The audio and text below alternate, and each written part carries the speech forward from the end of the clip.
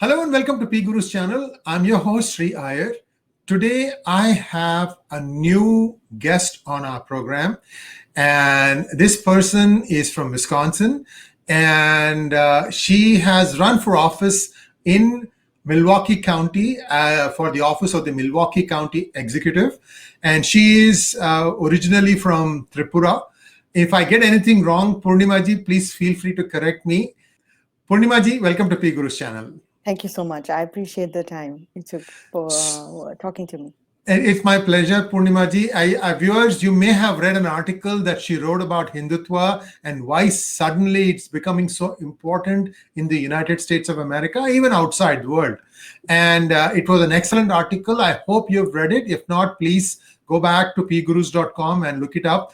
Purnima ji has been an active a management executive. I think she's an engineer. I forgot about after reading your background. Purnima ji, before I mess it up, could you please tell us a little bit about yourself? Absolutely. It's interesting how, a life changes. And I took my life to that direction. It's not about what degree I have or, which direction is set for me. I've always let my life guide through the situation or circumstances. I'm an engineer by education, became a software engineer by first job, and then moved into management consulting. And then my life took me to nonprofit management, and then recently to politics. So that's how I evolved. Very vocal in issues. I write on global issues, management and leaderships and other topics. And I guess the way you put, yeah, absolutely right. I did run for Milwaukee County Executive role. I did not win, but it was an extremely important segment. I feel that my viewpoints was much different from what was general the youth was looking for. They're really looking for communism, they're looking for socialism, and I understand the grave danger it brings to our society and how it's literally a death trap for any society at this point. And I just couldn't stay and watch, they were going through that process. Of course, I didn't win and I don't have the ability to directly influence, but we made this huge dent, and we made a huge dent in the society to bring that concept of logic, concept of giving them ideas to how the whole big dream of free stuff isn't really going to work out well. So that is exactly, what I was doing for the last few months. Well, Purnima ji, I think you're being very, very unassuming, because you polled 12.3% of the total vote. And for someone doing it for the first time, this is a very impressive achievement. And we hope that you go from strength to strength from here, and one day we hope to see you in the Congress, perhaps even in the Senate.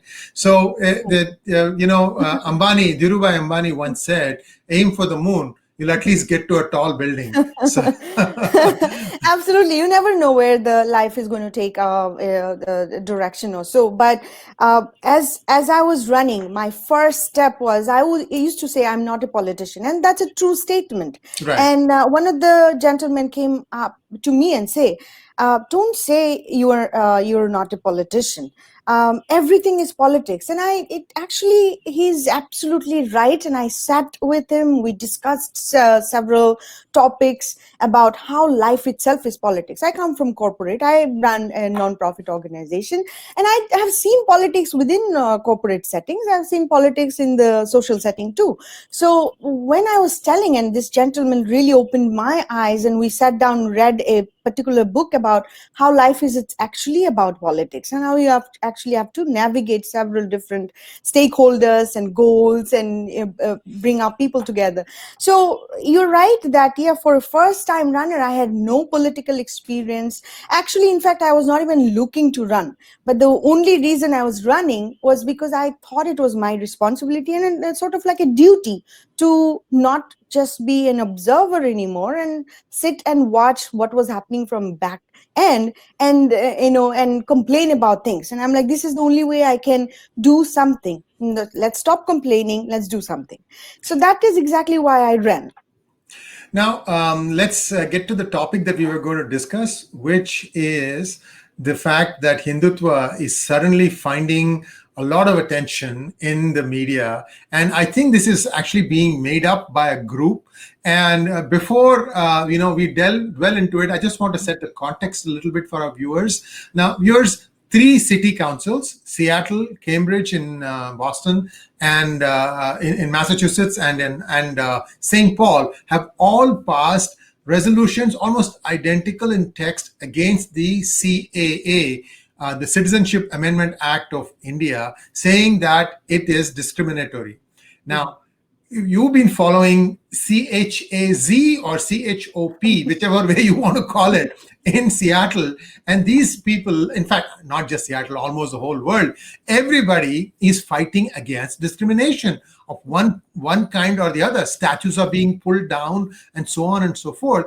Yet, these three city councils, which are the the standard bearers of anti-discrimination, have felt it proper to pass a resolution which is exactly that. It is trying to solve a problem wherein people of Indian origin were being discriminated in the countries they were living in.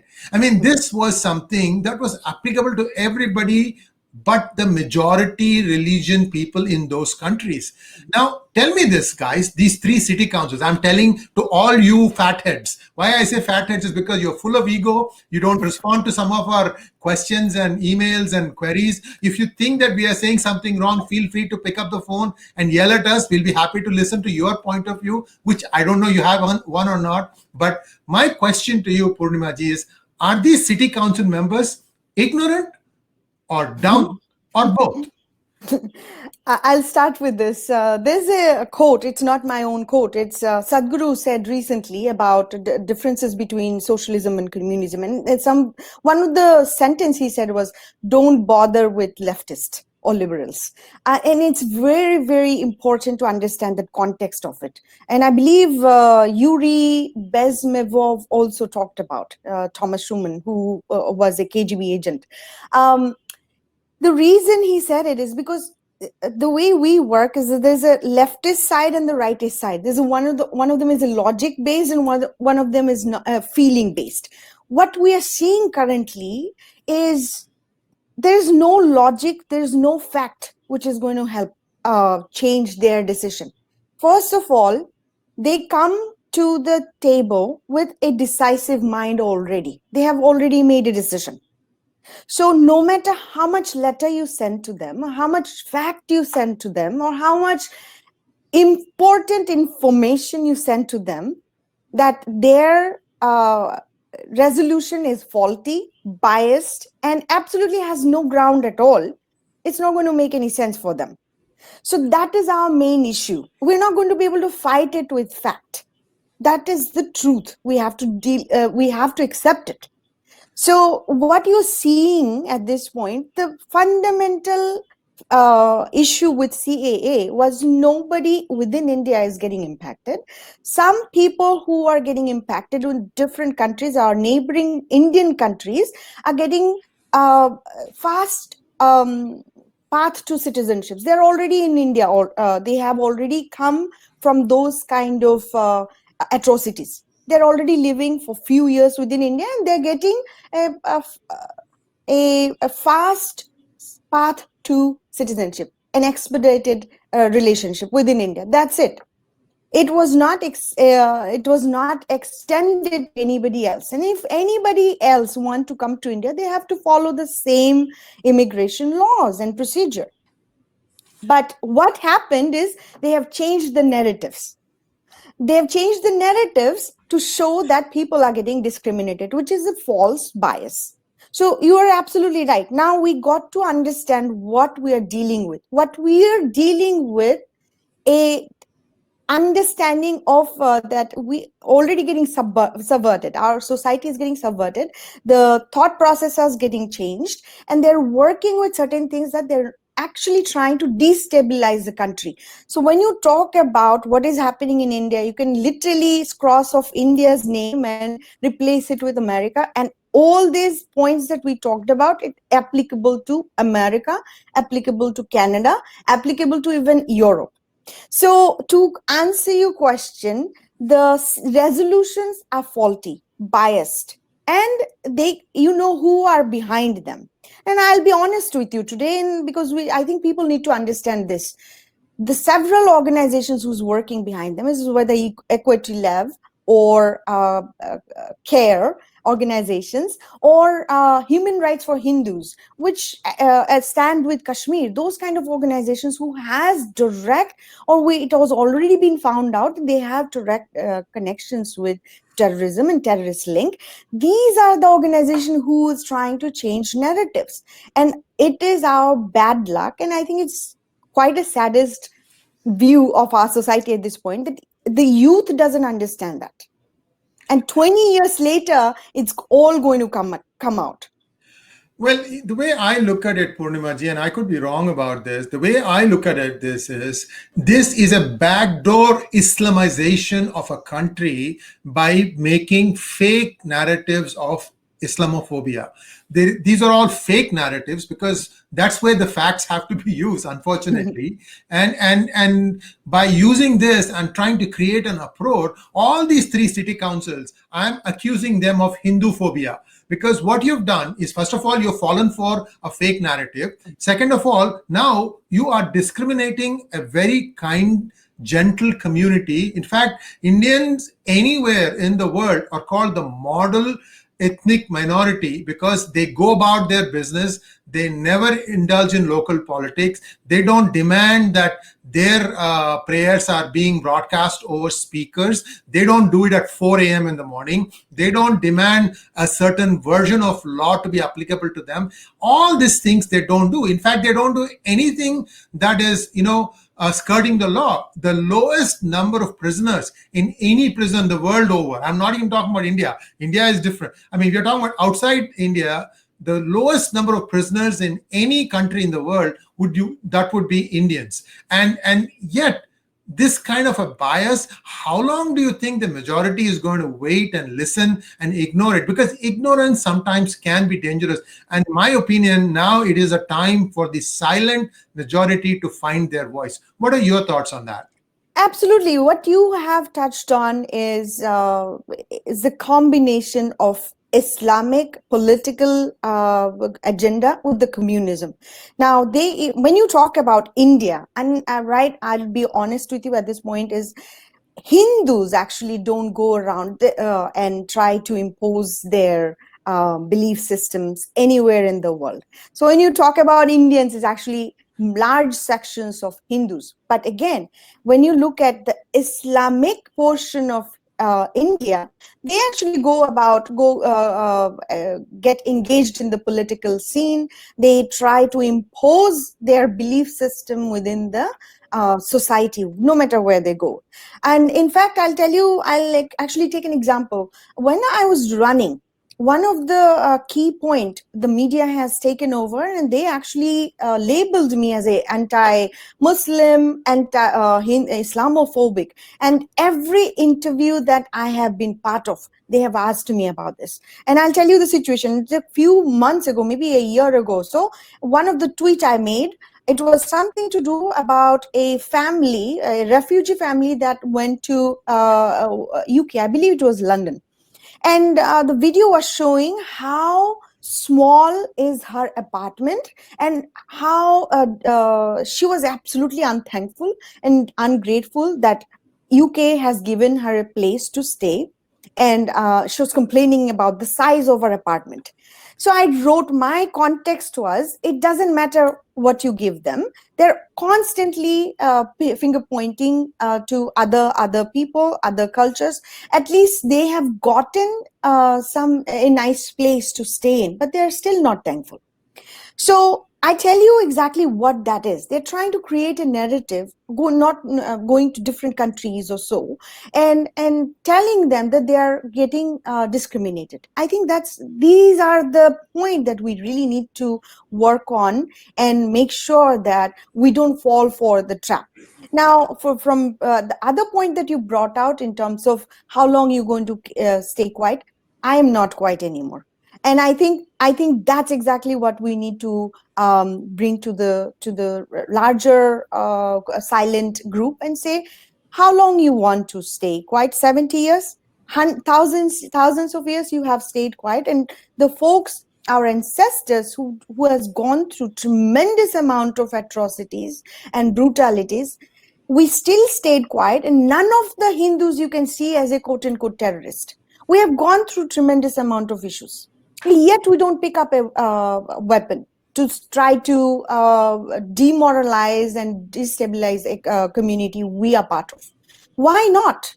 And the fundamental issue is actually our teachings, our belief system. It doesn't allow us. We believe in ahimsa paramo dharma, but our Gita and other scriptures also tell us it's not a time to keep quiet when you are getting bashed, when you are getting slaughtered. So it's important for us as a society, as a Hindu society, to understand that yes, thousands of years you have kept quiet, and you don't have to become a terrorist, but you have to stand up for the right. You have to stand up for your belief. You have to also make sure you are part of a movement, that you are the ones today at a global scale are speaking up about the atrocities. That's exactly what I want from my silent Hindu groups. And I'm fascinated by Islamic group that I've been part of and I was invited to. Their reach to political or any societal level is extremely thought out. Whether it's a local government, whether it's a school board, whether it is a national seat, they're everywhere. They have lobby system, which Hindus doesn't. We don't even have a center for Hindu. We don't even have a lobby group for pushing our thought process. If somebody like me, we get attacked so much in the media also, I have that death threat coming through, I have nobody to turn to, no lawyers to turn to. So it's not about just the speak up. We don't even have a support system. We don't have a context of if something happens, where do we go to? So it's not about just a courage to talk about, but we need to build a society where people like us or anybody who speaks up, we as a community stand next to them and support them. For example, just a week back, I don't know if you have heard about a employee from Deloitte. His LinkedIn shows that he's a Deloitte employee, but in Facebook or Twitter, I don't think he has any information about he's a Deloitte employee. But he was talking about supporting CAA, supporting Hinduism, and etc. He was targeted, and the Deloitte was copied. He was called on by Deloitte employee relation, and was trying to understand whatever was he was posting about statistics of India, CA, and etc. Was it right or not?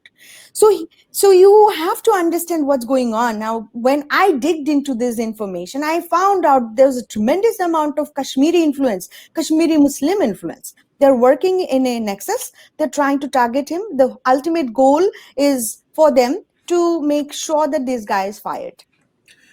Now, I stood for him and I talked about him, and then I got attacked because I talked about him. So we really need to come together and build up a support system. You know, you mentioned something that triggered my mind.